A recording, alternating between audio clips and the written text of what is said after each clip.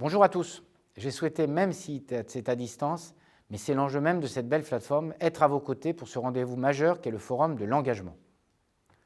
Grâce à ce forum, l'ensemble des acteurs de notre société peuvent débattre, échanger et valoriser leur engagement. Bref, porter des enjeux prometteurs qui amélioreront notre société.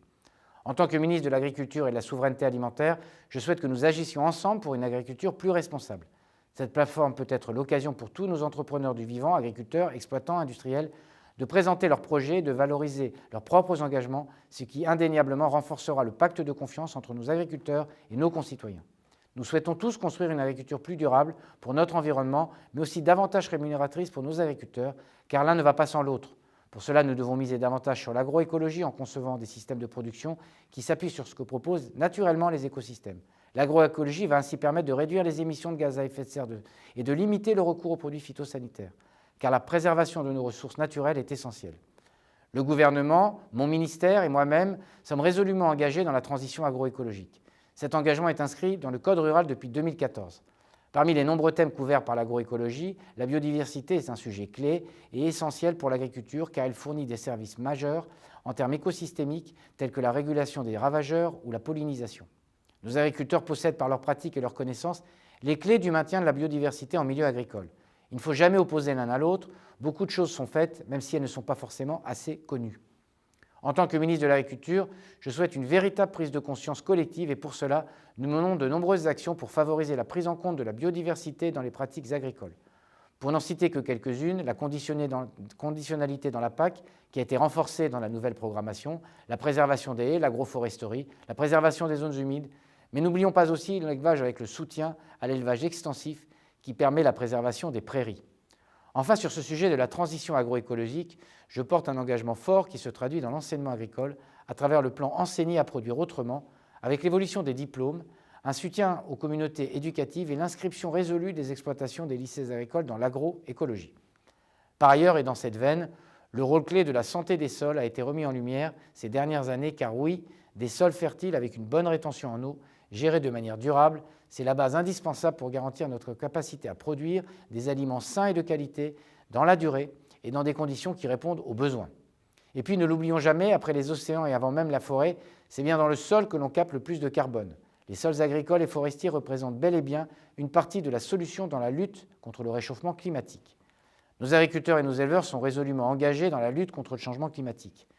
C'est une fierté pour moi de constater qu'en France, les élevages de ruminants, leurs filières et leurs organismes techniques et de recherche se mobilisent pour répondre à l'urgence des enjeux. Il nous faut réduire l'impact carbone des filières, c'est indispensable, mais il faut accompagner aussi ces territoires. Enfin, il faut compter également sur nos zones rurales, qui sont riches de paysages et de savoir-faire locaux. La France dispose de ressources exceptionnelles avec la diversité de ses panoramas et de ses traditions alimentaires, mais aussi la richesse de son tissu économique et la force de sa recherche. Le maintien de l'activité en zone rurale est depuis l'origine l'un des objectifs majeurs de la PAC qui se retrouve actuellement dans le deuxième pilier au travers des mesures de développement rural gérées par les conseils régionaux. La crise sanitaire puis la crise ukrainienne ont remis au centre des préoccupations la capacité à pouvoir s'approvisionner localement. Le gouvernement a souhaité pouvoir amplifier le travail des collectivités territoriales sur la relocalisation de l'alimentation à travers des mesures fortes pour développer les projets alimentaires territoriaux qui sont aujourd'hui plus de 370, à soutenir les cantines, comme pour ne citer que quelques exemples. Ces efforts seront poursuivis dans le cadre de France 2030, qui soutiendra l'innovation dans les projets de développement territorial. Le dynamisme des zones rurales repose aussi sur la capacité des entreprises à valoriser la diversité de nos terroirs et qui exportent. Il y a en effet un équilibre à trouver entre les débouchés locaux et l'ouverture à l'extérieur. Là encore, je suis convaincu qu'en soutenant massivement l'innovation, nous pourrons déployer de nouvelles technologies pour rendre l'agriculture et la sylviculture plus performantes et respectueuses de l'environnement. Nos entreprises s'impliquent dans la décarbonation et il faut poursuivre et les encourager dans cette voie. Capter pleinement le potentiel de développement des zones rurales nécessite également de pouvoir articuler les différentes ressources agricoles, alimentaires et forestières dans une logique de bioéconomie et d'économie circulaire.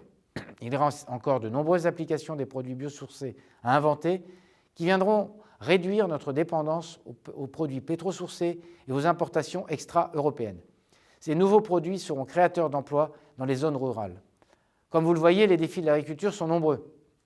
À nous collectivement de les relever ensemble et que chacun d'entre vous, agriculteurs, éleveurs, industriels, mais aussi consommateurs, citoyens et plus largement nous tous, s'engage pour une alimentation et une agriculture de qualité pour aujourd'hui et pour les générations futures. Pour relever ces défis, il nous faut mobiliser à la fois la société, les acteurs de terrain, à la fois celles et ceux qui peuvent financer ces projets, évidemment les décideurs politiques. Et je sais que votre forum permettra d'engager des réflexions collectives, d'identifier des leviers d'action, car c'est tous ensemble que nous parviendrons à être au rendez-vous de l'agriculture. Et vous pouvez compter sur mon entière détermination pour parvenir à le faire.